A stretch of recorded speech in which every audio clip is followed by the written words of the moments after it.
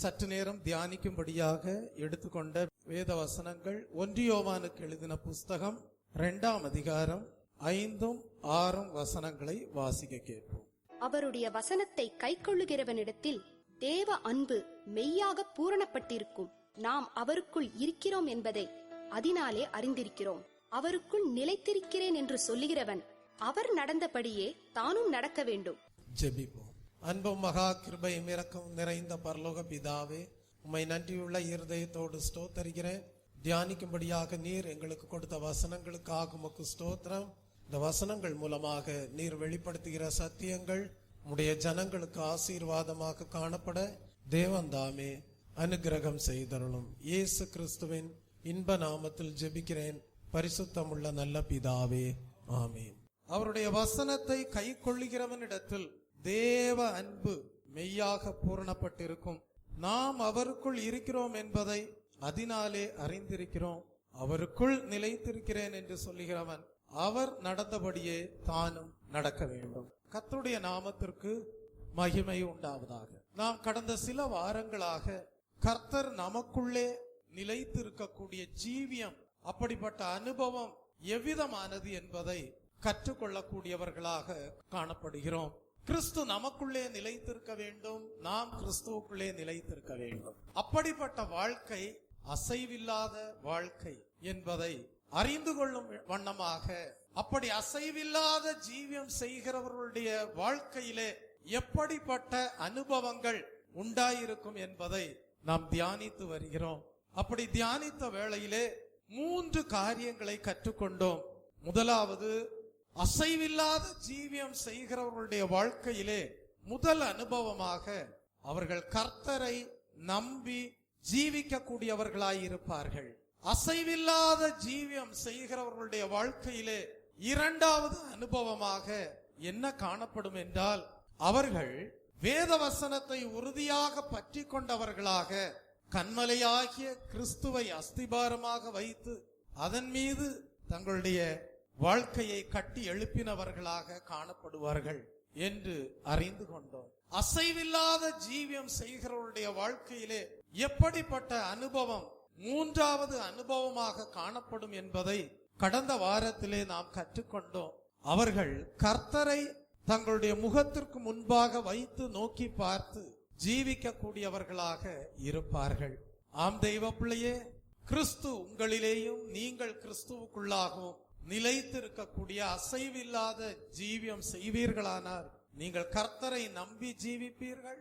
நீங்கள் கன்மலையாகிய கிறிஸ்துவின் மேல் வேத வசனத்தை அஸ்திபாரமாக வைத்து உங்கள் வாழ்க்கையை கட்டி எழுப்பினவர்களாக காணப்படுவீர்கள். நீங்கள் கர்த்தரை உங்கள் கண்களுக்கு முன்பாக வைத்து நோக்கி பார்த்து ஜீவிக்க கூடியவர்களாக காணப்படுவீர்கள்.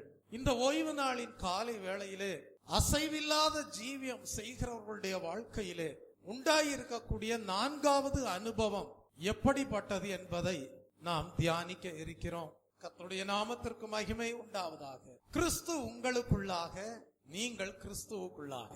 விசுவாச வாழ்க்கையிலே, பரிசுத்த வாழ்க்கையிலே, தேவ அன்பிலே, தேவ சித்தத்தை நிறைவேற்றுவதிலே அசைவில்லாத ஒரு ஜீவியம் செய்வீர்களானால் உங்களுடைய வாழ்க்கையிலே உண்டாயிருக்கக்கூடிய 4வது அனுபவம் எப்படிப்பட்டதாய் இருக்கும் என்பதை நாம் இந்த ஓய்வு நாளிலே கற்றுக்கொள்ள போகிறோம்.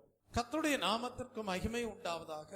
நாம் வாசிக்க கேட்ட வசனத்திலே படிக்கிறோம், அவருடைய வசனத்தை கை கொள்ளுகிறவனிடத்தில் தேவ அன்பு மெய்யாய் பூரணப்பட்டிருக்கும் என்று படிக்கிறோம். நாம் அவருக்குள் இருக்கிறோம் என்பதை அதனாலே அறிந்திருக்கிறோம். அப்படியானால் நாம் கிறிஸ்துவுக்குள்ளாக இருக்கிறோம் என்பதை எதனாலே அறிந்து கொள்ளலாம் என்றால், உங்களுக்குள்ளே தேவனுடைய அன்பு பூரணப்பட்டிருக்கும். அப்படியானால் ஒரு கேள்வி, தேவனுடைய அன்பு உங்களுடைய வாழ்க்கையிலே பூரணப்பட்டிருக்கிறது, குறைவில்லாமல் நிறைவுள்ளதாய் இருக்கிறது என்பதை எதனால் அறிந்து கொள்ளலாம்?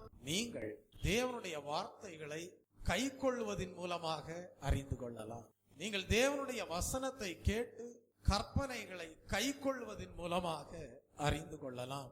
யோவானுக்கு எழுதின சுவிசேஷ புஸ்தகம் 15ஆம் அதிகாரம் 9, 10 வசனங்களை வாசித்து பாருங்கள். அங்கே நாம் இயேசு கிறிஸ்துவனுடைய வாழ்க்கை எப்படிப்பட்டதாய் இருந்தது என்பதை அறிந்து கொள்கிறோம். யோவான் 15ஆம் அதிகாரம் 9, 10 வசனங்கள். பிதா என்னில் அன்பாயிருக்கிறது போல நானும் உங்களில் அன்பாயிருக்கிறேன். என்னுடைய அன்பிலே நிலைத்திருங்கள். நான் என் பிதாவின் கற்பனைகளை கைக்கொண்டு அவருடைய அன்பிலே நிலைத்திருக்கிறது போல நீங்களும் என் கற்பனைகளை கைக்கொண்டிருந்தால் என்னுடைய அன்பிலே நிலைத்திருப்பீர்கள். அப்படியானால் இயேசு கிறிஸ்து பிதாவாகிய தேவனுடைய கற்பனைகளை கைக்கொள்ளக்கூடியவராக காணப்பட்டார். அதன் மூலமாக பிதாவினுடைய அன்பிலே தான் நிலைத்திருப்பதை வெளிப்படுத்தக்கூடியவராக காணப்பட்டார். இப்பொழுது இயேசு கிறிஸ்து உங்களுக்கு ஒரு அறிவுரை கூறுகிறார். என்ன அறிவுரை என்றால், நான் எப்படி பிதாவினுடைய கற்பனைகளை கைக்கொண்டு பிதாவினுடைய அன்பிலே நிலைத்திருந்தேனோ அதுபோல நீங்களும் என்னுடைய கட்டளைகளை கைக்கொண்டு ஜீவிப்பீர்களானால் என்னுடைய அன்பிலே நிலைத்திருப்பீர்கள் என்று சொல்லுகிறார். அப்படியானால் யாரெல்லாம் தேவனுடைய கற்பனைகளை, தேவனுடைய கட்டளைகளை, இயேசு கிறிஸ்துவின் மூலமாக உரைக்கப்பட்ட வார்த்தைகளை கைக்கொண்டு ஜீவிக்கிறார்களோ அவர்கள் கிறிஸ்துவிலே நிலைத்திருக்கக்கூடியவர்களாக, கிறிஸ்து அவர்களுக்குள்ளே நிலைத்திருக்கக்கூடியவராக, தேவனுடைய அன்பு பூரணப்படுவதற்கு ஏதுவாக பூரணப்பட்டிருப்பதாக உங்களுடைய ஜீவியம் காணப்படும். கர்த்தருடைய நாமத்திற்கு மகிமை உண்டாவதாக. நாம் வாசிக்க கேட்ட மூல வசனத்திலே படிக்கிறோம், பூரண அன்பு என்று படிக்கிறோம். குறைவில்லாத அன்பு. ஒரு பெற்றோருக்கு 2 பிள்ளைகள் இருக்கிறார்கள் என்று வைத்துக் கொள்ளுங்கள். ஒரு பெற்றோருக்கு 2 பிள்ளைகள் இருக்கிறார்கள் என்று வைத்துக் கொள்ளுங்கள். யார் மீது பெற்றோருக்கு மிகுந்த அன்பு இருக்கும் என்றால், எந்த பிள்ளை பெற்றோருக்கு முழுமையாக கீழ்ப்படுகிறதோ அந்த பிள்ளையின் மீது பெற்றோருக்கு மிகுந்த அன்பு இயற்கையாகவே உண்டாகிவிடும். அதுபோலதான் யாருடைய வாழ்க்கையிலே தேவனுடைய அன்பு பூரணப்பட்டிருக்கும் என்பதை நீங்கள் சற்று சிந்திப்பீர்களானால், யார் தேவனுடைய வார்த்தைகளை முழுமையாக கை கொண்டு அவைகளுக்கு கீழ்ப்படிந்து வாழ்கிறார்களோ அவர்களுடைய வாழ்க்கையிலே தேவனுடைய அன்பு பூரணமடைந்திருக்கும். கர்த்தருடைய நாமத்திற்கு மகிமை உண்டாவதாக. ஆகவே இந்த நாளின் செய்தி என்ன தெரியுமா? இந்த நாளின் தூது என்ன தெரியுமா? கிறிஸ்து உங்களுக்குள்ளாகவும் நீங்கள் கிறிஸ்துவுக்குள்ளாகவும் நிலைத்திருக்கக்கூடிய ஜீவியம் செய்வீர்களானால், ஒரு அசைவில்லாத ஜீவியம் செய்வீர்களானால், உங்களுக்குள்ளே உண்டாயிருக்கக்கூடிய 4வது அனுபவம் அது பூரண கீழ்ப்படிதலாக காணப்படும். வாசிப்போம். யோசுவாவின் புஸ்தகம் 1ஆம் அதிகாரம் 5ஆம் வசனத்தை இதற்கு திருஷ்டாந்தமாக நாம் எடுத்து படிக்கலாம். வாசியுங்கள். நீ உயிரோடு இருக்கும் நாளெல்லாம் ஒருவனும் உனக்கு முன்பாக எதிர்த்து நிற்பதில்லை. நான் மோசேயோடு இருந்தது போல உன்னோடும் இருப்பேன். நான் உன்னை விட்டு விலகுவதும் இல்லை, உன்னை கைவிடுவதும் இல்லை. கர்த்தர் யோசுவாவோடு கூட பேசுகிறார். நீ உயிரோடு இருக்கும் நாளெல்லாம் ஒருவனும் உனக்கு முன்பாக எதிர்த்து நிற்பதில்லை. நான் மோசேயோடு கூட இருந்தது போல உன்னோடும் இருப்பேன். நான் உன்னை விட்டு விலகுவதும் இல்லை, உன்னை கைவிடுவதில்லை. கர்த்தருடைய நாமத்திற்கு மகிமை உண்டாவதாக. நான் வாசிக்க கேட்ட இந்த வசனத்திலே 3 பகுதிகள் காணப்படுகிறது. முதல் பகுதி, நீ உயிரோடு இருக்கும் நாளெல்லாம் ஒருவனும் உனக்கு முன்பாக எதிர்த்து நிற்பதில்லை. 2வது பகுதி, நான் மோசேயோடு கூட இருந்தது போல உன்னோடும் இருப்பேன். 3வது பகுதி, நான் உன்னை விட்டு விலகுவதும் இல்லை, உன்னை கைவிடுவதும் இல்லை. கர்த்தருடைய நாமத்திற்கு மகிமை உண்டாவதாக. தெய்வ பிள்ளையே, வாக்குத்தத்தம் பண்ணினது வானத்தையும் பூமியையும் சிருஷ்டித்த தேவன். வாக்குத்தத்தம் பண்ணினவர் உண்மையுள்ளவராய் இருக்கிறார். கர்த்தருடைய வாக்குத்தத்தங்கள் எல்லாம் கிறிஸ்து இயேசுவுக்குள் ஆம் என்றும் ஆமென் என்றும் இருக்கிறது. அப்படியானால் எழுத்தின் பிரகாரமாக அன்றைக்கு யோசுவாவுக்கு தேவன் இப்படிப்பட்ட ஒரு வாக்குத்தத்தத்தை கொடுத்திருந்திருப்பாரே, ஆனால் நீங்களும் கூட எப்படிப்பட்ட ஜீவியம் செய்ய வேண்டும் என்றால், தெய்வ பிள்ளையே, யோசுவாவுக்கு தேவன் கொடுத்த வாக்குத்தத்தம் உங்களுடைய ஆவிக்குரிய வாழ்க்கையிலே நிறைவேறக்கூடியதாய் இருக்கிறது என்பதை வெளிப்படுத்தக்கூடியவர்களாக காணப்பட வேண்டும். கர்த்தருடைய நாமத்திற்கு மகிமை உண்டாவதாக. வானமும் பூமியும் ஒளிந்து போகலாம், ஆனால் தேவனுடைய வார்த்தைகள் ஒளிந்து போவதில்லை. இங்கே கர்த்தர் யோசுவாவோடு பேசுகிறார். அவர் பேசும்போது சொல்லுகிறார், நான் மோசேயோடு கூட இருந்தது போல உன்னோடும் இருப்பேன் என்று சொல்லுகிறார். கர்த்தருடைய நாமத்திற்கு மகிமை உண்டாவதாக. மோசே எத்தனை வருடம் இந்த பூமியிலே வாழ்ந்தார்? 120 வருடங்கள் வாழ்ந்தார். யோசுவா எத்தனை வருடங்கள் இந்த பூமியிலே வாழ்ந்தார்? 110 வருடங்கள் வாழ்ந்தார். இப்பொழுது கர்த்தர் சொல்லுகிறார், 120 வருடங்கள் மோசேயோடு நான் கூட இருந்தது போல உன்னோடும் கூட இருப்பேன் என்று யோசுவாவிடம் பேசுகிறார். அப்படியானால் கர்த்தர் எடுத்துரைக்கக்கூடிய வார்த்தை என்ன? மோசையோடு கூட நான் 120 வருடங்கள் இருந்தேன், மோசையை ஒருவனும் எதிர்த்து நிற்கவில்லை. அதுபோல யோசுவாவே, நான் உன்னுடனே கூட இருப்பேன், மோசையோடு கூட இருந்தது போல உன்னுடனும் இருப்பேன், ஒருவரும் உனக்கு எதிர்த்து நிற்பதில்லை. கர்த்தருடைய நாமத்திற்கு மகிமை உண்டாவதாக. உண்மையாகவே யோசுவா வாழ்ந்த 110 வருடங்களும் யோசுவாவுக்கு முன்பாக ஒருவரும் எதிர்த்து நிற்கவில்லை. ஒரு கேள்வி எழும்புகிறது, ஏன் கர்த்தர் மோசேயை வைத்து ஒப்பிட்டு நான் மோசேயோடு கூட இருந்தது போல உன்னுடனும் கூட இருப்பேன் என்று சொல்லுகிறார் என்றால், தெய்வ பிள்ளையே, மோசே தன் மாமனாகிய எத்திரோவின் ஆடுகளை ஓரே பர்வதத்திலே மேய்த்து வருகிறார். அந்த சந்தர்ப்பத்திலே தான் கர்த்தர் மோசேக்கு முச்செடியிலே தோன்றி, எகிப்திலே அடிமைப்பட்டிருக்கக்கூடிய என் ஜனங்களை நீ அடிமைத்தனத்திலிருந்து விடுதலையாக்கி அவர்களுக்கென்று சுதந்திரமாக வைத்திருக்கக்கூடிய கானான் தேசத்திற்குள் அவர்களை வழிநடத்த வேண்டும் என்று ஒரு பொறுப்பை, ஒரு உத்தரவாதத்தை அந்த ஓரே பர்வதத்திலே வைத்து கொடுக்கிறார். நான் உன்னுடனே கூட இருப்பேன் என்கிறார். நானே உன்னை அனுப்புகிறேன் என்று சொல்லுகிறார். இந்த வார்த்தைகளை எல்லாம் மோசே ஏற்றுக்கொண்டுதான் எகிப்திலே பார்வோனிடத்தில் கடந்து செல்கிறான். பார்வோனிடத்தில் கடந்து சென்ற போது இஸ்ரவேல் ஜனங்களை எகிப்தின் அடிமைத்தனத்திலிருந்து விடுதலையாக்கி கொண்டு வருவது எளிதான காரியமாக காணப்படவில்லை. கர்த்தருடைய நாமத்திற்கு மகிமை உண்டாவதாக. ஏனென்றால் அங்கிருந்த மந்திரவாதிகளும் அநேக அற்புதங்களை செய்து வருகிறார்கள். ஆகவே ஒரு சந்தர்ப்பத்திலே நிரூபிக்க வேண்டிய ஒரு சூழ்நிலை உண்டாகிறது. அந்த சூழ்நிலை என்ன? மந்திரவாதிகளால் செய்ய முடியாத அற்புதங்களை தேவன் தன் மூலமாக செய்ய வேண்டும் என்பதை நிரூபிக்க வேண்டிய ஒரு சூழ்நிலை உண்டாகிறது. அப்படிப்பட்ட அற்புதங்கள் உண்டானால்தான் அந்த எகிப்தின் அடிமைத்தனத்திலிருந்து, பார்வோனுடைய அடிமைத்தனத்திலிருந்து ஜனங்களை விடுதலையாக்கி மீட்க முடியும். அப்படிப்பட்ட சூழ்நிலையிலேதான் ஒரு முறை மோசே என்ன செய்கிறார் என்றால், மந்திரவாதிகளால் செய்ய முடியாத ஒரு பெரிய அற்புதத்தை செய்கிறார். அந்த அற்புதம் என்ன? சாம்பலை தன்னுடைய கரத்திலே எடுத்து வானத்தை நோக்கி வீசுகிறார். வீசின போது என்ன உண்டானது? எரி கொப்பளங்கள் எகிப்தியருடைய சரீரத்திலும் மந்திரவாதிகளுடைய சரீரத்திலும் உண்டானது. தெய்வ பிள்ளையே, இப்படிப்பட்ட அற்புதத்தை மந்திரவாதிகளாலும் செய்ய முடியவில்லை. அந்த சந்தர்ப்பத்திலே மோசேக்கு முன்பாக அவர்களால் எதிர்த்து நிற்க முடியவில்லை. கர்த்தருடைய வாக்குத்தத்தம் உண்மையானது. தெய்வ பிள்ளையே, மோசேக்கு முன்பாக ஒருவரும் எதிர்த்து நிற்க முடியவில்லை.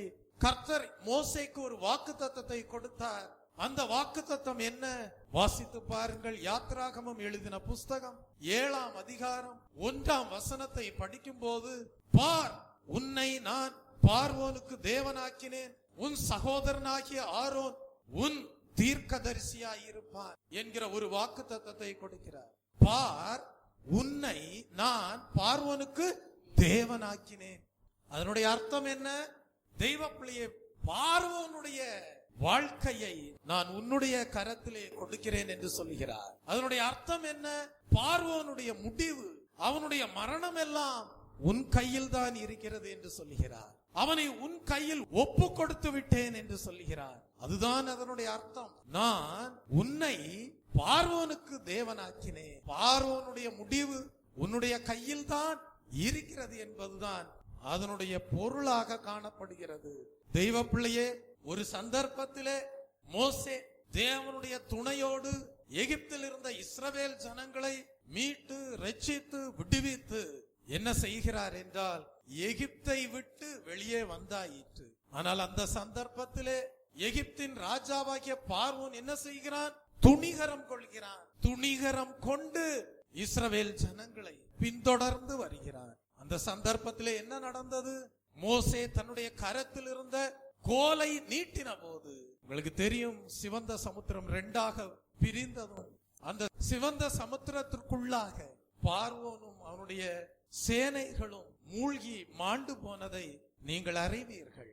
ஆம், நான் உன்னை பார்வோனுக்கு தேவனாக்கினேன். அவருடைய அர்த்தம் என்ன? பார்வோனுடைய முடிவு உன்னுடைய கரத்தில் தான் இருக்கிறது என்பது. அது அப்படியே நடந்தது.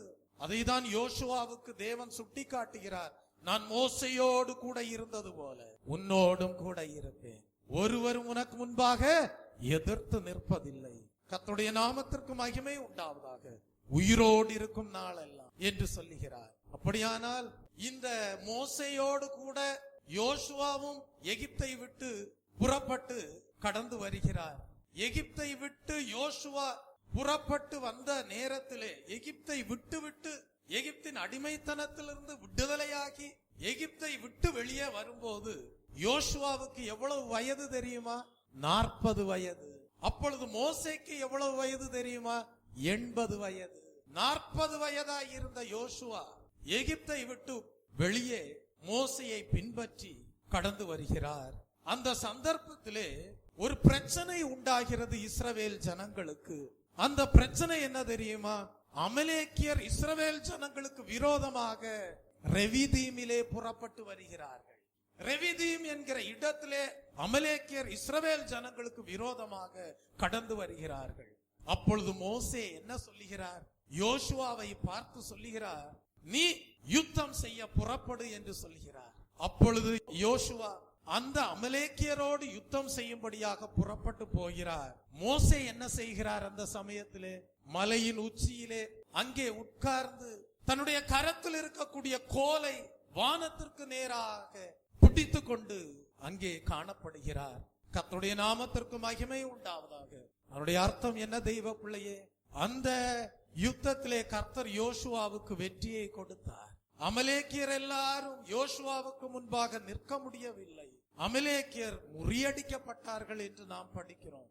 தெய்வ பிள்ளையே, உங்களுடைய வாழ்க்கையிலே நீங்கள் இப்படிப்பட்ட அனுபவத்தை உடையவர்களாய் இருக்க வேண்டும். உங்களுடைய ஆவிக்குரிய வாழ்க்கையிலே நீங்கள் இப்படிப்பட்ட அனுபவத்தை பெற்றவர்களாய் இருக்க வேண்டும். நீங்கள் ஜெபிக்கிறவர்களாய் இருக்க வேண்டும். ஜெபம் தான் உங்களுடைய வாழ்க்கையிலே வெற்றியை கொண்டு வரும். ஜெபமே ஜெயமாக காணப்படுகிறது. ஒன்றை செய்யுங்கள், நீங்கள் ஜெபிக்கும் போது உங்கள் ஆத்துமாவுக்கு உத்தரவாதம் பண்ணக்கூடிய தேவ ஊழியக்காரரை துணையாக வைத்துக் கொள்ளுங்கள். யோசுவா யுத்தம் பண்ணுகிறான், ஆனால் மோசே சும்மா இருக்கவில்லை. மோசே மலையின் உச்சியிலே தன்னுடைய கரத்தில் இருக்கக்கூடிய கோலை வானத்திற்கு நேராக உயர்த்தி மன்றாடி கொண்டிருக்கிறார். தெய்வ ஜனமே, இன்றைக்கு நீங்கள் ஜெபிக்கிறவர்களாக காணப்படலாம். ஆனால் நீங்கள் ஜெபிக்கும் போது உங்களுக்கு வெற்றி உண்டாகும்படியாக உங்களுக்கு துணையாக ஊழியக்காரர் தேவ சமூகத்திலே தேவனை நோக்கி கரங்களை நீட்டி மன்றாடி வருகிறார் என்பதை நீங்கள் மறந்துவிடக் கூடாது. இன்றைக்கு உன்னுடைய வாழ்க்கையிலே நீ யாரை துணையாக வைத்திருக்கிறாய்? இன்றைக்கு உன்னுடைய வாழ்க்கையிலே நீ யாரை துணையாக வைத்திருக்கிறாய்? தேவனுடைய ஊழியக்காரரை, தேவனை நோக்கி மன்றாடக்கூடிய, உன் ஆத்துமாவிற்கு உத்தரவாதம் பண்ணக்கூடிய ஊழியக்காரரை உன்னுடைய ஜப வாழ்க்கைக்கு துணையாக வைத்திருக்கிறாயா? உன் ஆத்துமாவிற்கு உத்தரவாதம் பண்ணும்படியாக, உன் ஆத்துமாவிற்கு உத்தரவாதம் செய்யக்கூடிய தேவ ஊழியரை உன் ஜப வாழ்க்கைக்கு துணையாக மன்றாடும்படியாக வைத்திருக்கிறாயா? அன்றைக்கு யோசுவா யுத்தம் பண்ணினான் அமலேக்கியரோடு. ஆனால் மோசே ஆத்துமாவிற்கு உத்தரவாதம் பண்ணக்கூடியவனாக மலையின் உச்சியின் மேல் இருந்து கோலை வானத்திற்கு நேராக உயர்த்தி பிடித்து மன்றாடக்கூடியவனாக காணப்பட்டான். தெய்வ ஜனமே, நீ எகிப்தின் பாவ அடிமைத்தனத்திலிருந்து விடுதலையாக்கப்பட்ட ஜனம். தேவன் அநேக அற்புதங்களை செய்துதான் உன்னை அப்படிப்பட்ட ஒரு பெரிய, யாராலும் விடுதலையாக்க முடியாத அடிமைத்தனத்திலிருந்து உன்னை மீட்டு ரட்சித்திருக்கிறார். என்றால் உனக்கு போராட்டங்கள் வரும். அமலேக்கு என்றால் அதனுடைய அர்த்தம் என்ன தெரியுமா? மாம்சம். அமலேக்கு என்றால் அதனுடைய அர்த்தம் என்ன தெரியுமா? சுயபலன். அமலேக்கு என்றால் அதனுடைய அர்த்தம் என்ன தெரியுமா? தெய்வ பிள்ளையே, புயபலம். பாவத்தின் அடிமைத்தனத்திலிருந்து தேவன் உன்னை விடுதலை ஆக்கி இருக்கலாம் என்றால் அமலேக் உன்னோடு போராடக்கூடியவனாக காணப்படுவான். மாம்சம், மாம்ச இச்சைகள் உன்னுடைய வாழ்க்கையோடு போராடக்கூடியதாக காணப்படும். அப்பொழுது நீ என்ன செய்ய வேண்டும்? கர்த்தாவே, இந்த மாம்ச இச்சைகளிலிருந்து, மாம்ச சுய விருப்பங்களில் இருந்து விடுதலையாக்கும் அமலேக்கை மேற்கொள்ளும்படியாக கிருபை தாரும் என்று சொல்லி நீ என்ன செய்ய வேண்டும்? ஜெபிக்க வேண்டும். நீ ஜெபிக்கும் போது என்ன செய்ய வேண்டும்? உன் ஆத்துமாவுக்காக உத்தரவாதம் பண்ணக்கூடிய ஊழியக்காரரை துணையாக வைக்க வேண்டும். தெய்வ பிள்ளையே, அப்பொழுதுதான் உன்னுடைய வாழ்க்கையிலே உன் ஜெபத்திற்கு வெற்றி கிடைக்கக்கூடியதாக காணப்படும். இன்றைக்கு உன்னுடைய வாழ்க்கையிலே இன்னும் மாம்சத்தோடு போராடி கொண்டிருக்கிறாயா? மாம்ச இச்சைகளோடு போராடி கொண்டிருக்கிறாயா? மாம்சத்தோடும் இரத்தத்தோடும் உனக்கு போராட்டம் உண்டாகி இருக்கிறதா? தேவாவியானவர் உன்னோடு இடைபடுகிறார். அது அமலேக்கியருடைய ஆவி. அந்த அமலேக்கியருடைய ஆவி இன்றைக்கும் உன்னோடு போராடி கொண்டிருக்கிறது என்றால் அதிலே உனக்கு ஒரு ஜெயம் வேண்டும், அதிலே உனக்கு ஒரு வெற்றி வேண்டும். அதற்கு நீ என்ன செய்ய வேண்டும்? ஜெபிக்க வேண்டும். ஜெபத்திலே நீ உறுதியாக பற்றி கொண்டவனாய் இருக்க வேண்டும். ஜெபத்திலே நீ தேவனை உறுதியாக பற்றி கொண்டவளாக காணப்பட வேண்டும். கர்த்தருடைய நாமத்திற்கு மகிமை உண்டாவதாக. தெய்வ பிள்ளையே, யாரெல்லாம் இடைவிடாமல் ஜெபிக்கிறவர்களாக காணப்படுகிறார்களோ அவர்கள்தான் அமலேக்கியரின் ஆவியை மேற்கொண்டு அவைகளை முறியடித்து வெற்றி சிறக்கக்கூடியவர்களாக காணப்படுவார்கள். கர்த்தருடைய நாமத்திற்கு மகிமை உண்டாவதாக. தெய்வ பிள்ளையை, இன்றைக்கும் தேவன் உங்களுக்கு உங்களுடைய ஆவிக்குரிய வாழ்க்கையிலே வெற்றியை கொடுக்கும்படியாகவே விரும்புகிறார். நீங்கள் அமலேக்கியருடைய ஆவிகளினாலே தோல்வியடைந்து வாழ்வதை தேவன் விரும்பவில்லை. கர்த்தருடைய நாமத்திற்கு மகிமை உண்டாவதாக. யோசுவா என்றால் அதன் பெயருக்கு அர்த்தம் என்ன தெரியுமா? இரட்சகன். யோசுவா என்ற பெயருக்கு அர்த்தம் இரட்சகன் என்பதாக காணப்படுகிறது. யோசுவாவை நாம் நிழலாட்டமாக யாரோடு ஒப்பிடலாம் என்றால் நம்முடைய அருமை இரட்சகராகிய இயேசு கிறிஸ்துவோடு ஒப்பிடலாம். வாசியுங்கள், மத்தேயு எழுதின சுவிசேஷ புஸ்தகம் 1ஆம் அதிகாரம் 21ஆம் வசனத்தை வாசித்து பாருங்கள். அவர் தமது ஜனங்களின் பாவங்களை நீக்கி அவர்களை ரட்சிப்பார் என்று படிக்கிறோம். கர்த்தருடைய நாமத்திற்கு மகிமை உண்டாவதாக. யோசுவா என்ற பெயருக்கு இரட்சகன் என்று அர்த்தம் உண்டு.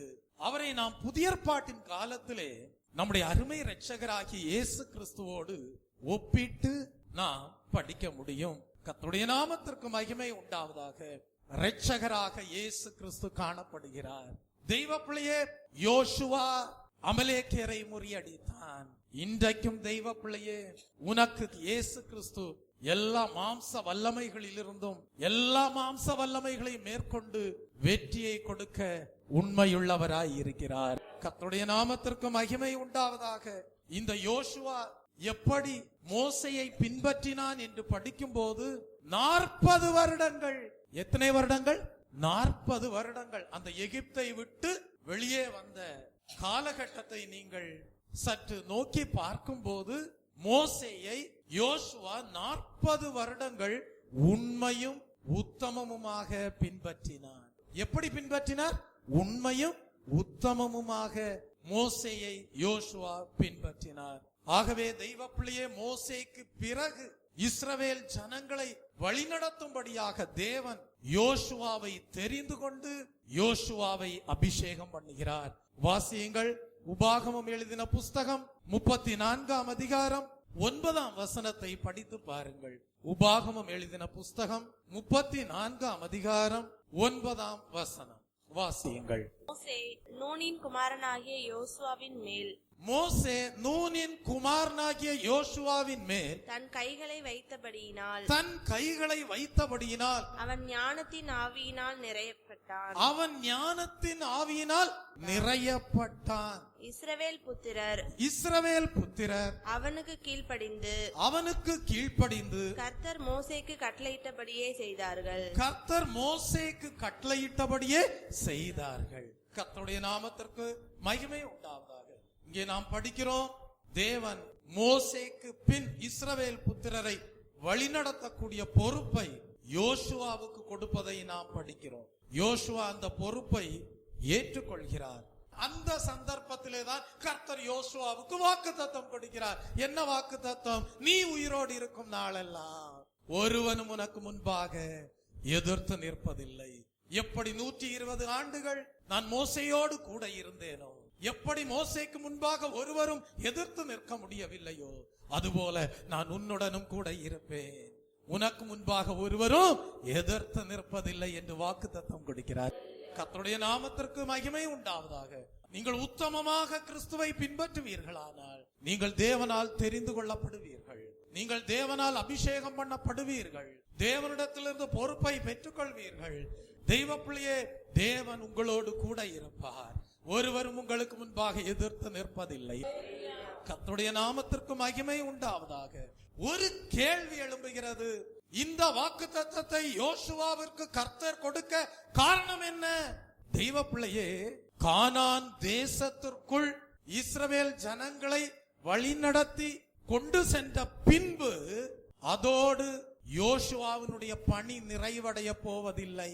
கானான் தேசம் என்பது இஸ்ரவேல் ஜனங்களுக்கென்று தேவனால் சுதந்திரமாக ஏற்படுத்தப்பட்டது. அந்த கானான் தேசத்திற்குள்ளாக இஸ்ரவேல் ஜனங்களை பிரவேசிக்க பண்ணின பிறகு அதோடு யோசுவாவினுடைய வேலை முடிந்து போக போவதில்லை. அந்த கானானுக்குள் 7 பலத்த ஜாதிகள் காணப்படுகிறார்கள். அந்த கானானுக்குள் 31 ராஜாக்கள் காணப்படுகிறார்கள். ஆம், ஒரு பெரிய உத்தரவாதம் யோசுவாவினுடைய வாழ்க்கையிலே தேவனால் கொடுக்கப்படுகிறது. அந்த உத்தரவாதம் என்ன? 7 பலத்த ராஜாக்களை மேற்கொள்ள வேண்டும், 31 ராஜாக்களை முறியடிக்க வேண்டும். அப்பொழுதுதான் அந்த கானான் தேசத்திலே இஸ்ரவேல் ஜனங்களால் சுகமாக வாசம் பண்ண முடியும். ஆம் தெய்வ பிள்ளையே, உன்னுடைய ஆவிக்குரிய வாழ்க்கையிலே முதலாவது பாவத்தின் அடிமைத்தனத்திலிருந்து, எகிப்திலிருந்து தேவன் உன்னை விடுதலையாக்குகிறார். மாம்சத்தோடு போராட்டம் வருகிறது, மாம்ச இச்சைகளினாலே போராட்டங்கள் வருகிறது, அமலேக்கியனாலே உன்னுடைய வாழ்க்கையிலே போராட்டங்கள் வருகிறது. ஆனால் நீ ஜெபிக்கிறவனாக, ஜெபிக்கிறவளாக, உனக்கு துணையாக ஆத்துமாவிற்கு உத்தரவாதம் பண்ணக்கூடிய ஊழியக்காரரை உனக்கு துணையாக நீ வைத்துக் கொள்வாயானால் அந்த மாம்ச இச்சைகளில் இருந்தெல்லாம், அந்த புய பலங்களில் இருந்தெல்லாம் விடுதலை பெற்று நீ வெற்றி அடைவாய். ஆனால் அதோடு கூட போராட்டம் முடிந்து போவதில்லை. அதோடு கூட உன்னுடைய ஆவிக்குரிய வாழ்க்கையிலே போராட்டம் முடிந்து போவதில்லை. துரைத்தனங்களோடு, அதிகாரங்களோடு, பொல்லாத ஆவிகளின் சேனைகளோடு உனக்கு யுத்தம் உண்டு. 7 பலத்த ஜாதிகள், 31 ராஜாக்களை யோசுவா எதிர்கொள்ள வேண்டியதாய் இருந்தது. கர்த்தருடைய நாமத்திற்கு மகிமை உண்டாவதாக. ஆவிக்குரிய வாழ்க்கையிலே நீ முன்னேறி செல்ல செல்ல துரைத்தனங்கள், அதிகாரங்கள், பொல்லாத ஆவிகள், பிசாசின் வஞ்சனைகள், இவைகளையெல்லாம் நீ எதிர்கொள்ள வேண்டியது இருக்கும். அவைகளையெல்லாம் மேற்கொண்டு வெற்றி பெற வேண்டும். கர்த்தருடைய நாமத்திற்கு மகிமை உண்டாவதாக. தெய்வ பிள்ளையே, எரிகோ போன்ற தடைகள் மாறினதற்கு காரணம் என்ன? தேவனை துதித்தார்கள். தேவனை துதித்து மகிமைப்படுத்துவது எவ்வளவு முக்கியமானது என்பதை எரிகோ போன்ற தடைகளை கடந்த போது ஜனங்கள் அறிந்து கொண்டார்கள். உன்னுடைய வாழ்க்கையிலையும் தேவனை துதித்து ஆராதித்து மகிமைப்படுத்தக்கூடிய அனுபவம் எந்நாளும் உண்டாயிருக்க வேண்டும். கர்த்தருடைய நாமத்திற்கு மகிமை உண்டாவதாக. நாம் யோசுவாவை குறித்து படிக்கும் போது வெறும் 6 வருடங்களில், எத்தனை வருடங்களில்? 6 வருடங்களில் அந்த 7 பலத்த ஜாதிகளையும் 31 ராஜாக்களையும் யோசுவா முறியடித்து வெற்றி சிறந்தார். கர்த்தருடைய நாமத்திற்கு மகிமை உண்டாவதாக. ஒரு கேள்வி உங்களுக்குள்ளாக எழும்பலாம், பாஸ்டர், மாம்சத்தோடு ஒரு போராட்டம், அதுல ஒரு வெற்றியை கர்த்தர் கொடுக்கிறார், எப்படி? ஜெபத்தின் மூலமாக, எங்கள் ஆத்துமாவுக்கு உத்தரவாதம் பண்ணுகிற ஊழியக்காரர் மூலமாக எங்களுக்கு தேவன் அப்படிப்பட்ட ஒரு ஐக்கியத்தின் மூலமாக வெற்றியை கொடுக்கிறார். ஆனால் மீண்டும் ஏன் எங்களுக்கு போராட்டம்? துரைத்தனங்களோடு, அதிகாரங்களோடு, பொல்லாத ஆவிகளின் சேனைகளோடு, பிசாசின் தந்திரங்களோடு ஏன் எங்களுக்கு மீண்டும் ஒரு போராட்டம் என்று நீங்கள் கேள்வி எழுப்பலாம். தெய்வ பிள்ளையே, அந்த போராட்டமும் அந்த போராட்டத்திலே ஒரு வெற்றியையும் நீங்கள் எதற்காக அடைய வேண்டும் என்றால், அப்பொழுதுதான் நீங்கள் நீதியோடும் பரிசுத்தத்தோடும் நீங்கள் தேவனுக்கு ஊழியம் செய்ய முடியும். அதுதான் தேவனுடைய நோக்கம். தேவனுடைய நோக்கம் எல்லாம் என்ன? எதற்காக இந்த துரைத்தனங்கள், அதிகாரங்கள், பொல்லாத ஆவிகளின் சேனைகள், பிசாசின் தந்திரங்கள், இவைகளில் எல்லாம் தேவன் எதிர்கொள்ள செய்து, ஆனால் அவைகள் ஒன்றும் உன்னை மேற்கொள்வதில்லை என்று வாக்குத்தத்தம் கொடுத்து எதற்கு வெற்றி கொடுக்கிறார் என்றால், அப்பொழுதுதான் நீங்கள் நீதியோடும் பரிசுத்தத்தோடும் தேவனுக்கு ஊழியம் செய்ய முடியும்.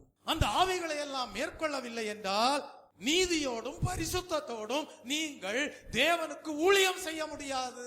வாசியுங்கள், லூக்கா எழுதின சுவிசேஷ புஸ்தகம் 1ஆம் அதிகாரம் 71ஆம் வசனம். உயிரோடு இருக்கும் நாளெல்லாம் பயம் இல்லாமல் இருக்க வேண்டும். பிசாசின் ஆவிகளினால் பயம் இல்லாமல் இருக்க வேண்டும் உயிரோடு இருக்கும் நாளெல்லாம். ஆகவே எனக்கு முன்பாக பரிசுத்தத்தோடும் நீதியோடும் எனக்கு ஊழியம் செய்யும்படிக்கு கட்டளையிடுவேன் என்று சொல்லுகிறார். வாசியுங்கள். உங்கள் சத்துருக்களின் கைகளினின்று நீங்கள் விடுதலையாக்கப்பட்டு உயிரோடிருக்கும் நாளெல்லாம் பயமில்லாமல் எனக்கு முன்பாக பரிசுத்தத்தோடும் நீதியோடும் எனக்கு ஊழியம் செய்ய கட்டளையிடுவேன் என்று கர்த்தருடைய நாமத்திற்கு மகிமை உண்டாவதாக. தேவனுடைய வாக்குத்தத்தங்களுக்கு பின்னாக ஒரு பெரிய நோக்கம் உண்டு. நீ உன்னதமான தேவனுக்கு பரிசுத்தத்தோடும் நீதியோடும் ஊழியம் செய்ய வேண்டுமானால், பயம் இல்லாமல் ஊழியம் செய்ய வேண்டுமானால், எல்லா பொல்லாத ஆவிகளையும் நீ மேற்கொண்டு வெற்றி சிறக்க வேண்டும். அந்த பொறுப்பை தான் கர்த்தர் யோசுவாவினுடைய கரத்திலே கொடுத்தார். பயம் இல்லாமல் நீதியோடும் பரிசுத்தத்தோடும் தேவனுக்கு முன்பாக ஊழியம் செய்யும்படியாக கர்த்தர் சொன்னார். மோசையோடு கூட இருந்தது போல நான் உன்னுடனும் கூட இருப்பேன். ஒருவரும் உனக்கு முன்பாக எதிர்த்து நிற்பதில்லை என்று வாக்குத்தத்தம் கொடுத்தார். 7 ஜாதிகளையும் பலத்த ஜாதிகளையும் 31 ராஜாக்களையும் 6 வருடங்களில் முறியடித்தான் யோசுவா. வெற்றி சிறந்தார். அவருடைய நாமத்திற்கு மகிமை உண்டாவதாக. ஆம் தெய்வ பிள்ளையே, பிசாசின் வல்லமைகளினாலே பிரச்சனைகள் ஏன் அவைகள் நமக்கு எதிர்த்து வருகிறது? நாம் அதிலே வெற்றி சிறக்கும்படியாக, நாம் அதிலே ஜெயம் சிறக்கும்படியாக, பயம் இல்லாமல் நீதியோடும் பரிசுத்தத்தோடும் நாம் கர்த்தருக்கு முன்பாக ஊழியம் செய்யும்படியாக, அதுதான் தேவனுடைய நோக்கமாய் இருக்கிறது. இன்றைக்கு உங்களுடைய ஜெப வாழ்க்கை எப்படி காணப்படுகிறது? எலியாவை போல கருத்தோடு ஜெபிக்கிறீர்களா? இன்றைக்கு உங்களுடைய ஜெப வாழ்க்கை எப்படி காணப்படுகிறது? தானியேலை போல ஜெபத்திற்கு பதிலை பெற்றுக்கொள்ளும் வரைக்கும் ஜெபிக்கிறீர்களா? பழைய ஏற்பாட்டின் காலத்திலே எலியா கருத்தாக ஜெபித்திருந்திருப்பாரே ஆனால், தானியேல் ஜெபத்திற்கு பதில் வரும் வரைக்கும் ஜெபித்திருந்திருப்பாரே ஆனால், இந்த புதிய ஏற்பாட்டின் காலத்திலே பரிசுத்த ஆவியானவரை சார்ந்து கொண்டு பரிசுத்த ஆவிக்குள் நிறைந்து ஜெபிக்க வேண்டியது எவ்வளவு அவசியமாய் இருக்கிறது. கர்த்தருடைய நாமத்திற்கு மகிமை உண்டாவதாக. யூதாவின் புஸ்தகம் 1ஆம் அதிகாரம் 20ஆம் வசனத்தை படிக்கும் போது பரிசுத்த ஆவிக்குள் ஜெபம் பண்ண வேண்டும் என்று படிக்கிறோம். எபேசியருக்கு எழுதின புஸ்தகம் 6ஆம் அதிகாரம் 18ஆம் வசனத்திலே பவுல் குறிப்பிடுகிறார், ஆவியினாலே ஜெபம் பண்ணி வேண்டுதலோடும் விழித்துக் கொண்டிருங்கள் என்று சொல்லுகிறார். கர்த்தருடைய நாமத்திற்கு மகிமை உண்டாவதாக. தெய்வ பிள்ளையே, தேவனை துதியுங்கள், ஜெபியுங்கள், பரிசுத்த ஆவிக்குள் ஜெபிக்கிறவர்களாக காணப்படுங்கள். கர்த்தருடைய நாமத்திற்கு மகிமை உண்டாவதாக. கர்த்தர் யோசுவாவினிடத்திலே சொல்லுகிறார், உயிரோடு இருக்கும் நாளெல்லாம் நான் உன்னுடனே கூட இருப்பேன். மோசையோடு கூட இருந்தது போல நான் உன்னுடனும் கூட இருப்பேன் என்று சொல்லுகிறார். தெய்வ பிள்ளை, உயிரோடு இருக்கும் நாளெல்லாம் என்று ஏன் கர்த்தர் யோசுவாவினிடத்தில் பேச வேண்டும்? உயிருக்கும் யோசுவாவுக்கும் சம்பந்தப்படுத்தி கர்த்தர் தம்மை இணைத்து ஏன் பேச வேண்டும்? ஒரு கேள்வி எழும்புகிறது. உயிரோடு இருக்கும் நாளெல்லாம் கர்த்தருடைய நாமத்திற்கு மகிமை உண்டாவதாக. ஒரு மனிதன் உங்களுக்கு ஒரு வாக்குத்தத்தம் கொடுக்க வேண்டுமானால், அந்த வாக்குத்தத்தத்தை கொடுக்கிற மனிதன் அதற்கேற்ற தகுதி உள்ளவனாய் இருக்க வேண்டும். இன்றைக்கு சகோதரியே, உன்னை ஒருவர் அழைத்து நான் உனக்கு இப்படிப்பட்ட ஒரு வாக்கு கொடுக்கிறேன் என்று சொல்லுவானே, ஆனால் அந்த மனிதன் அந்த வாக்கை கொடுப்பதற்கு தகுதி உள்ளவனாய் இருக்க வேண்டும். அந்த தகுதி இருந்தால்தான் அந்த வாக்கு உன்னுடைய வாழ்க்கையிலே நிறைவேறும். தேவன் எதற்காக யோசுவாவை பார்த்து நீ உயிரோடு இருக்கும் நாளெல்லாம் என்று சொல்கிறார்? காரணம், வாக்கு கொடுத்த தேவன் எந்நாளும் உயிரோடு இருப்பவர். வாக்கு தத்தம் கொடுக்கிற தேவன் எந்நாளும் உயிரோடு இருப்பவர். கர்த்தருடைய நாமத்திற்கு மகிமை உண்டாவதாக. ஆகவேதான் அவர் சொல்லுகிறார், நீ உயிரோடு இருக்கும் நாளெல்லாம் ஒருவரும் உனக்கு முன்பாக எதிர்த்து நிற்பதில்லை. செத்து போகிற மனிதன் எந்நாளும் உயிரோடு இருக்க முடியாத ஒரு மனிதன் இப்படிப்பட்ட ஒரு வாக்குத்தத்தத்தை கொடுக்க முடியுமா? கொடுக்க முடியாது. என்னாலும் ஜீவிக்கிறவர் தான் நீ உயிரோடு இருக்கும் நாளெல்லாம் என்று வாக்குத்தத்தம் கொடுக்க முடியும். கர்த்தருடைய நாமத்திற்கு மகிமை உண்டாவதாக. ஆதியாகமம் எழுதின புஸ்தகம் 6ஆம் அதிகாரம் 3ஆம் வசனத்திற்கு வரும்போது அதிகபட்சமாக மனிதன் 120 வருடங்கள் வாழக்கூடிய ஸ்லாக்கியம் பெற்றவனாக காணப்பட்டான். ஆனால் சங்கீதம் 90ஆம் சங்கீதம் 10ஆம் வசனத்திற்கு வரும்போது அங்கே மோசே குறிப்பிடுகிறான், ஆயுசின் நாட்கள் 70 வருடங்கள், பலத்தின் மிகுதியால் 80 வருடங்கள் என்று குறிப்பிடுகிறார். அதே யாக்கோபு அப்போஸ்தலன் குறிப்பிடும் போது யாக்கோபுக்கு எழுதின புஸ்தகம் 4ஆம் அதிகாரம் 14ஆம் வசனம் படிக்கும் போது, நாளைக்கு நடப்பது உங்களுக்கு தெரியாதே, உங்கள் ஜீவன் எப்படிப்பட்டது, கொஞ்ச காலம் தோன்றி பின்பு தோன்றாமற் போகிற புகையை போல் இருக்கிறதே. பாருங்கள், ஆயுசின் நாட்கள் இவ்விதமாக காணப்படுகிறது. யோசுவா உயிரோடு இருந்த காலம் எவ்வளவு? 110 வருடங்கள். கர்த்தர் ஒரு உத்தரவாதம் கொடுத்தார், நீ உயிரோடு இருக்க போகிற 110 வருடங்களும் நான் உன்னுடனே கூட இருப்பேன். மோசையோடு இருந்தது போல ஒருவரும் உனக்கு முன்பாக எதிர்த்து நிற்பதில்லை. உடன்படிக்கை செய்கிறார். தெய்வ பிள்ளையே, இயேசு கிறிஸ்துவனுடைய உயிர்த்தெழுதலின் வல்லமையை நீங்கள் சார்ந்து கொண்டு ஜீவிக்க வேண்டும். கர்த்தருடைய நாமத்திற்கு மகிமை உண்டாவதாக. இயேசு கிறிஸ்து மனுக்குலத்திற்காக இரத்தம் சிந்தி ஜீவனை கொடுத்தார். ஆனால் அவர் உயிரோடு எழும்பி இருக்கிறார். அந்த உயிர்த்தெழுதலுக்கு ஒரு வல்லமை உண்டு. அதைதான் உயிர்த்தெழுதலின் வல்லமை என்று சொல்லுகிறோம். அந்த உயிர்த்தெழுதலின் வல்லமையை நீ சார்ந்து கொண்டு ஜீவிக்கும் போது தெய்வ பிள்ளையே, நிச்சயமாகவே உனக்கு முன்பாக ஒருவரும் எதிர்த்து நிற்க முடியாது. வாசியுங்கள், எபேசியருக்கு எழுதின புஸ்தகம் 6ஆம் அதிகாரம் 11ஆம் வசனத்தை வாசியுங்கள். எபேசியருக்கு எழுதின புஸ்தகம் 6ஆம் அதிகாரம் 11ஆம் வசனம், நீங்கள் பிசாசின் தந்திரங்களோடு எதிர்த்து நிற்க திராணி உள்ளவர்களாகும்படி தேவனுடைய சர்வாயுதத்தை தரித்துக் கொள்ளுங்கள் என்று எழுதப்பட்டிருக்கிறது. எப்படி? பிசாசின் தந்திரங்களோடு. சரி, பிசாசின் தந்திரங்களோடு நீங்களும் கொஞ்சம் சேர்ந்துட்டே நடங்க, உங்களுக்கு பிரச்சனை இல்லைன்னா எழுதப்பட்டிருக்கு. இல்ல, நீங்கள் பிசாசின் தந்திரங்களோடு எதிர்த்து நிற்க திராணி உள்ளவர்களாகும்படி தேவனுடைய சர்வாயுதத்தை தரித்துக் கொள்ளுங்கள் என்று பவுல் எபேசியருக்கு எழுதுகிறார்.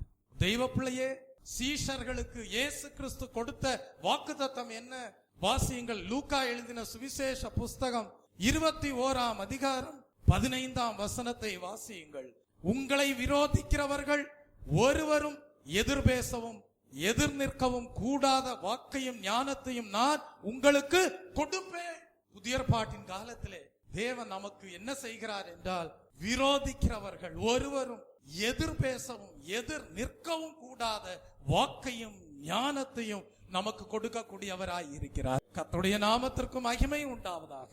அப்படியானால் தெய்வ ஜனமே, யோசுவா என்ன செய்கிறார் என்றால், இஸ்ரவேல் ஜனங்களை வழி நடத்துகிறார். யோசுவாவினிடத்திலே என்ன காணப்படுகிறது? ஞானத்தின் ஆவி காணப்படுகிறது. தெய்வ பிள்ளையே, யோசுவாவோடு தேவன் கூட இருக்கிறார். யோசுவா 7 பலத்த ஜாதிகளையும் 31 ராஜாக்களையும் மேற்கொள்ள வேண்டும். அப்பொழுதுதான் வெற்றி முழுமையடையும்.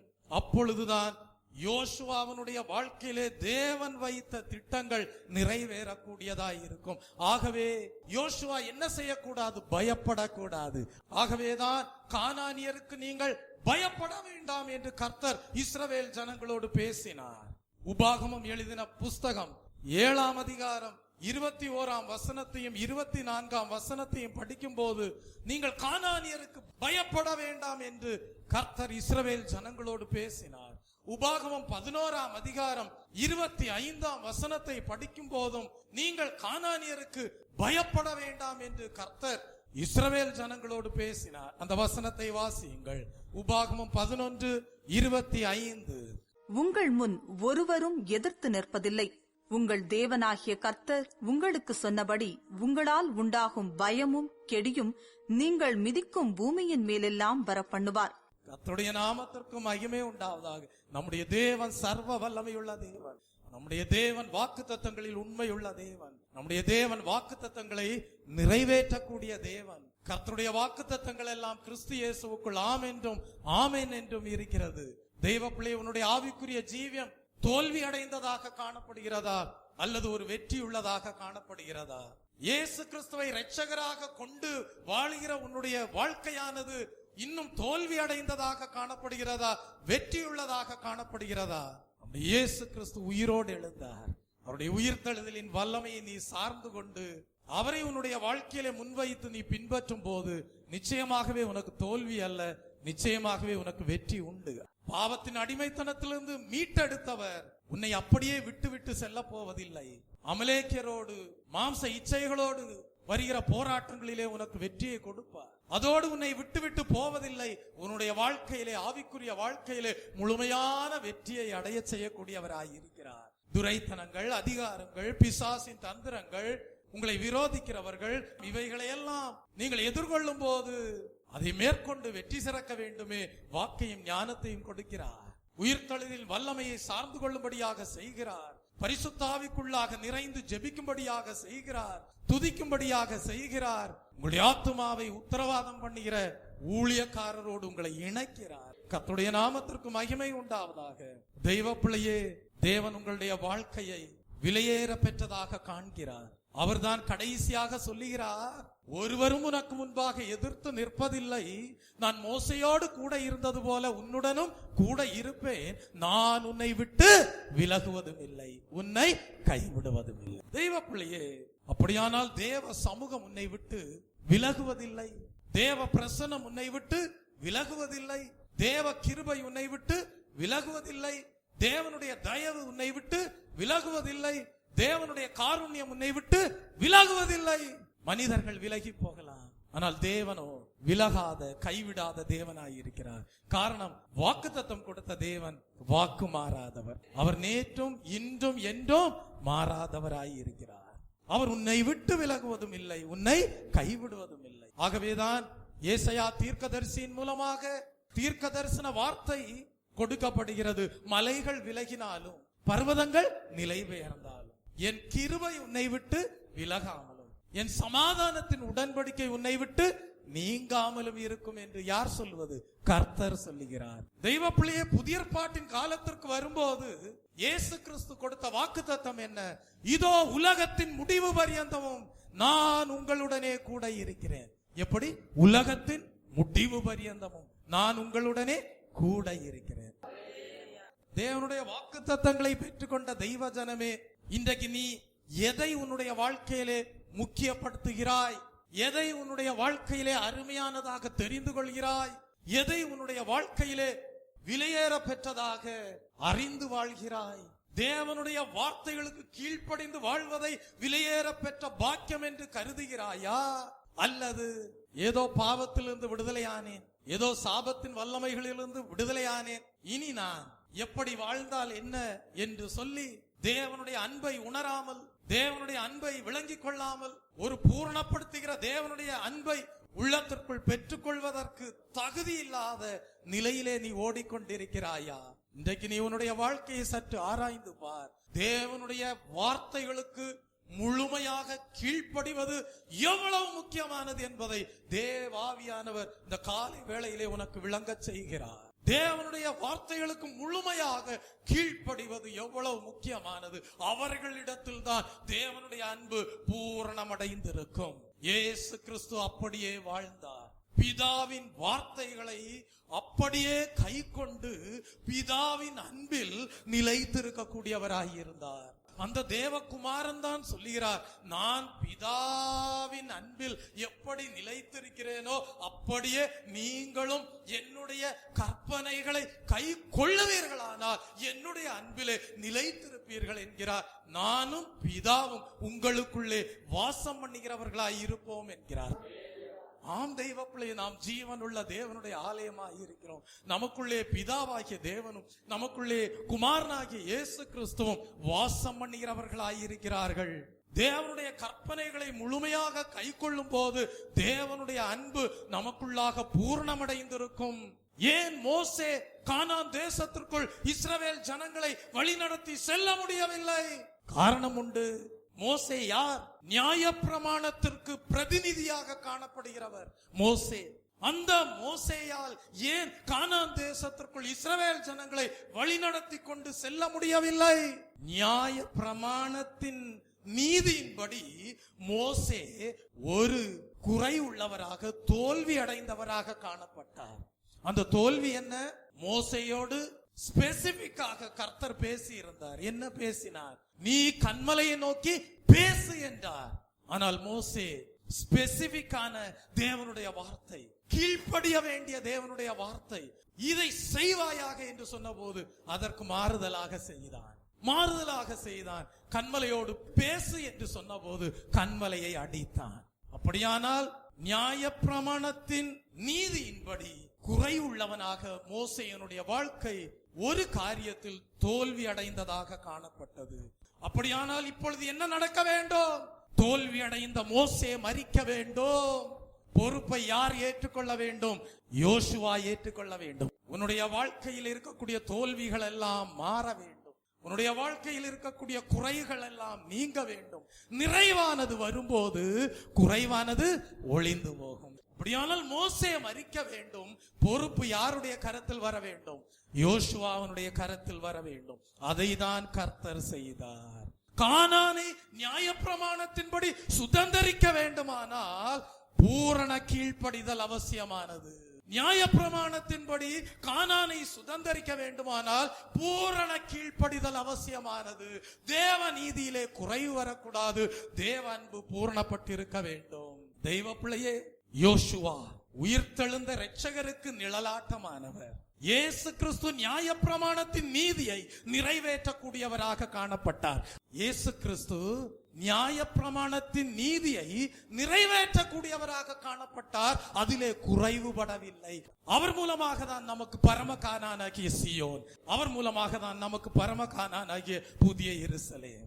அன்றைக்கு யோசுவா நியாயப்பிரமாணத்தின் நீதியின்படி குறைவில்லாதவனாக, நியாயப்பிரமாணத்தின் நீதி அவனுடைய வாழ்க்கையிலே செயல்பட்ட போது அதிலே தோல்வி அடையாதவனாக யோசுவா காணப்பட்டான். நியாயப்பிரமாணத்தின் நீதியானது யோசுவா என்கிற மனிதனுடைய வாழ்க்கையிலே செயல்பட்ட போது அதிலே குறைவில்லாதவனாக யோசுவா காணப்பட்டான்.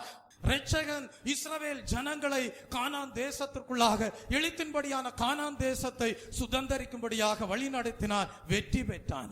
7 பலத்த ஜாதிகளையும் 31 ராஜாக்களையும் 6 வருடங்களில் ஜெயித்தான். தெய்வ ஜனமே, இன்றைக்கு தேவன் உங்களுக்கும் ஒரு வாக்குத்தத்தம் கொடுத்திருக்கிறார். அந்த வாக்குத்தத்தம் என்ன?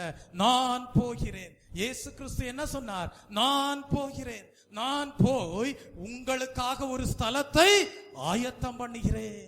நான் ஆயத்தம் பண்ணின பிறகு நான் மறுபடியுமாக கடந்து வருவேன். நான் ஆயத்தம் பண்ணின இடத்தில் உங்களை என்னிடமாய் சேர்த்துக் கொள்வேன். அவர் ஆயத்தம் பண்ணுகிற இடம்தான் சியோனாக இருக்கிறது. அவர் ஆயத்தம் பண்ணுகிற இடம்தான் புதிய எருசலேமாக காணப்படுகிறது.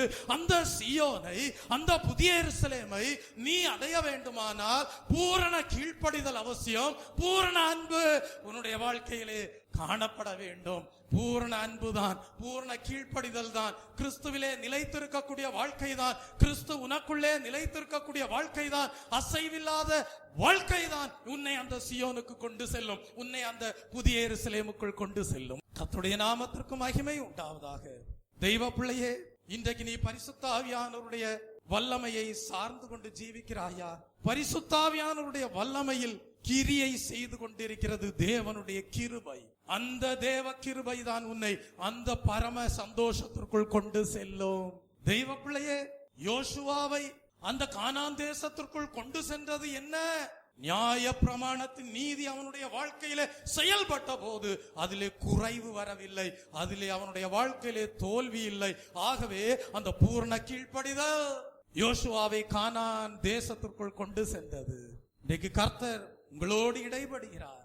மோசேயை உங்களுடைய வாழ்க்கைக்கு முன்பாக வைக்கிறார். யோசுவாவை உங்களுடைய வாழ்க்கைக்கு முன்பாக வைக்கிறார். மோசையோடு பேசின தேவன், 120 வருடங்கள் மோசையோடு கூட இருந்த தேவன், ஒருவரும் மோசேக்கு முன்பாக எதிர்த்து நிற்க இயலாதபடி மோசேக்கு வெற்றியை கொடுத்த தேவன் யோசுவாவோடும் பேசுகிறார். நான் உன்னுடனே கூட இருப்பேன். நீ உயிரோடு இருக்கும் நாளெல்லாம் ஒருவரும் உனக்கு முன்பாக எதிர்த்து நிற்பதில்லை. மோசையோடு கூட இருந்தது போல நான் உன்னுடனும் கூட இருப்பேன் என்று சொல்லுகிறார். தெய்வ ஜனமே, இன்றைக்கு பரிசுத்தாவியானவருடைய வல்லமையிலே தேவனுடைய கிருபை கிரியை செய்து கொண்டிருக்கிறது. அந்த தேவ கிருபைக்கு நீ இடம் கொடுத்தால்தான் அந்த பரம கானானாகிய சியோனுக்குள், அந்த பரம கானானாகிய புதிய எருசலேமுக்குள், அந்த பரம சந்தோஷத்திற்குள் நீ சென்றடைய முடியும். கர்த்தருடைய நாமத்திற்கு மகிமை உண்டாவதாக. எந்த ஒரு மனிதனும் தேவனுடைய நீதியிலே குறைவுபட்டு அவன் அந்த பரம தேசத்தை அடைய முடியாது, அந்த பரம ராஜ்யத்தை அடைய முடியாது. இன்றைக்கு தேவன் உனக்கு கொடுத்த தரிசனத்திற்கு நீ கீழ்ப்படுகிறாயா? தேவன் உனக்கு கொடுத்த ஸ்பெசிபிக் காலிங், அழைப்பு, அதற்கு கீழ்ப்படுகிறாயா? தேவன் பிரத்யேகமாக உன்னிடத்தில் பேசின காரியங்களுக்கெல்லாம் நீ கீழ்ப்படிந்து ஜீவிக்கிறாயா? அதற்காக என்ன தியாகம் செய்ய வேண்டியது இருந்தாலும் அந்த தியாகத்தின் பாதையிலே நீ கடந்து செல்கிறாயா? அதிலே எதிர்கொள்ளக்கூடிய எல்லா பிரச்சனைகளையும் மேற்கொள்ளும்படியாக பரிசுத்தாவியானவருடைய வல்லமையை சார்ந்து கொண்டு நிற்கிறாயா?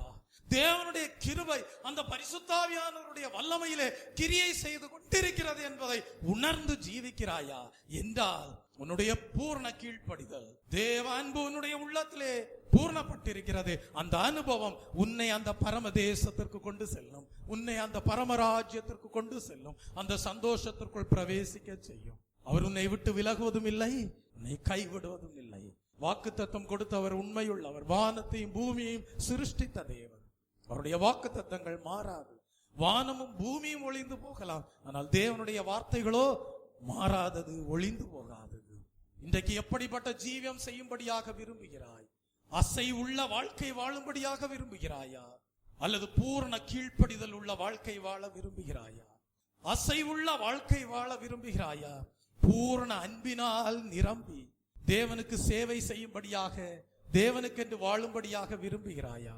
நீ எப்படிப்பட்ட தீர்மானம் எடுக்கிறாயோ, எப்படி கர்த்தரை உன்னுடைய வாழ்க்கையிலே நீ அனுபவமாக்கிக் கொள்கிறாயோ, அதன் அடிப்படையிலே உன்னுடைய வாழ்க்கையின் முடிவும் காணப்படும். இன்றைக்கு ஒரு நல்ல தீர்மானம் பண்ணுங்கள். கர்த்தாவே, உம்முடைய கற்பனைகளை கை கொண்டு வாழ்வதே என்னுடைய விருப்பம்.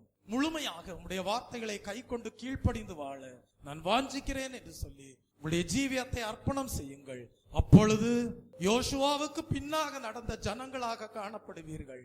ஆம் தெய்வ பிள்ளையே, அந்த இயேசு கிறிஸ்து எப்படி சியோனிலே மூலைக்கல்லாக இன்றைக்கு காணப்படுகிறாரோ, அந்த இயேசு கிறிஸ்து என்கிற மூலைக்கல்லிலே இசை வினைப்பாக கூட்டி சேர்க்கப்பட்டு கட்டப்பட்டு எழுப்பப்பட்ட ஆவிக்குரிய தேவனுடைய ஆலயமாக பிரகாசிக்க கூடியவர்களாய் இருப்பீர்கள். எழும்பி நிற்போமா? அர்ப்பணம் செய்வோமா? அவருடைய வசனத்தை கை கொள்கிறவனிடத்தில் தேவ அன்பு மெய்யாய் பூரணப்பட்டிருக்கும். நாம் அவருக்குள் இருக்கிறோம் என்பதை அதனாலே அறிந்திருக்கிறோம். அவருக்குள் நிலைத்திருக்கிறேன் என்று சொல்கிறவன் அவர் நடந்தபடியே தானும் நடக்கிறான். இன்றைக்கு இயேசு நடந்தது போல, பழைய ஏற்பாட்டின் காலத்திலே யோசுவா நடந்தது போல, நிழலாட்டமாக காணப்படுகிற யோசுவாவுக்கு பொருளாக இயேசு கிறிஸ்து இந்த பூமியிலே நடந்து காட்டினாரே, அவர் நடந்தது போல அவர் பூர்ண கீழ்ப்படிதலோடு நடந்தாரே, பிதாவின் சித்தத்தை நிறைவேற்றினாரே, பிதாவின் சித்தத்தை செய்வதே எனக்கு போஜனமாய் இருக்கிறது என்று சொன்னாரே, பிதாவின் வார்த்தைகளை கை கொண்டு நடந்தாரே, அவர் நடந்தது போல நீயும் நடப்பாயானால், வசனங்களை கை கொண்டு ஜீவிப்பாயானால், கிறிஸ்துவின் வார்த்தைகளை கை கொண்டு ஜீவிப்பாயானால், உன்னிலே தேவனுடைய அன்பு பூர்ணமடைந்திருக்கும். கிறிஸ்து வீற்றிருக்கக்கூடிய வலது பார்சத்திலே ஜெயங்கொண்டவனாக சிங்காசனத்திலே வீற்றிருக்கக்கூடிய ஸ்லாக்கியத்தை பெற்றுக் கொள்வாய். நானும் என் வீட்டாருமோ வென்றார் கர்த்தரையே சேவிப்போ.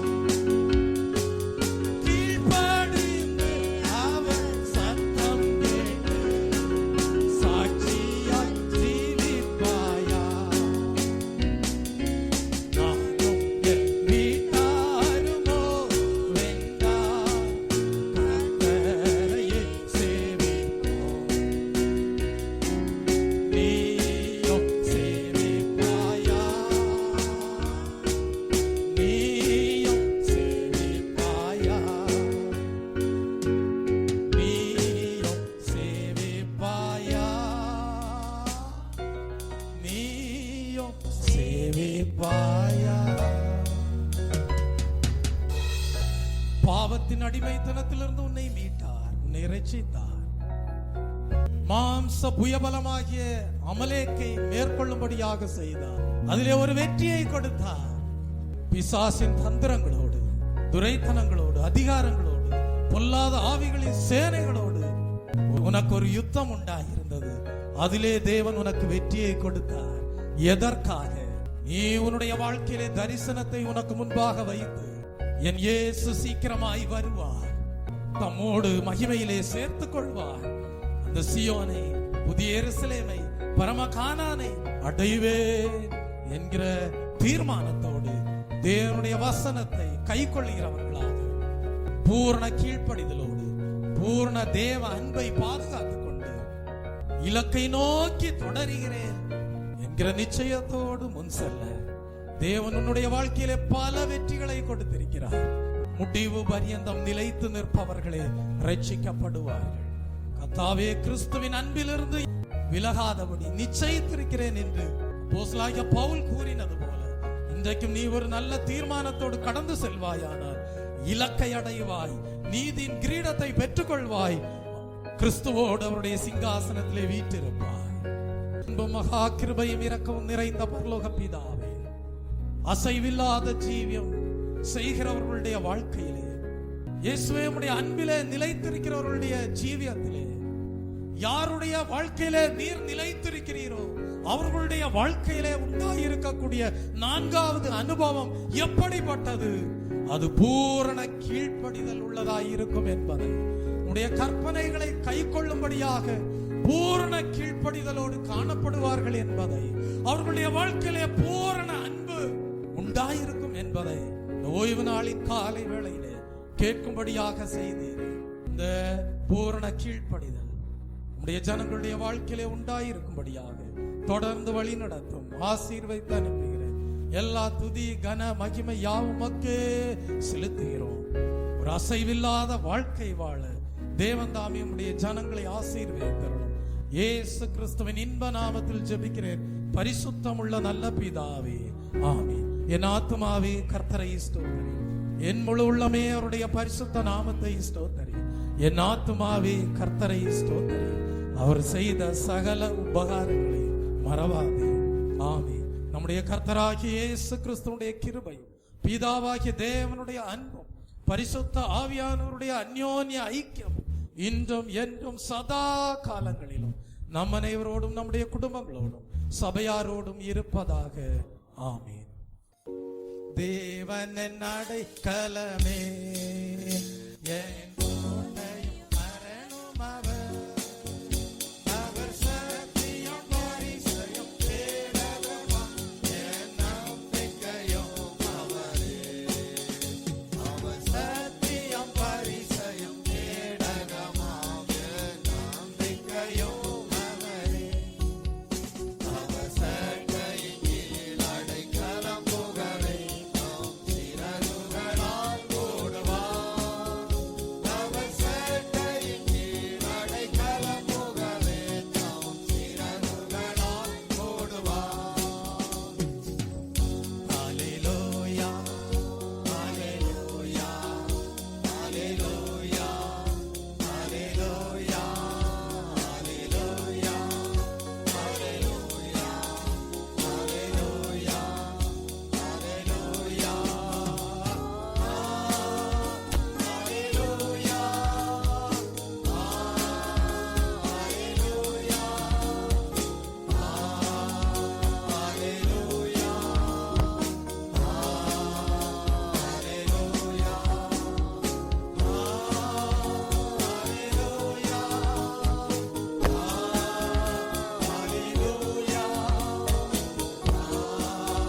ஹல்லேலூயா,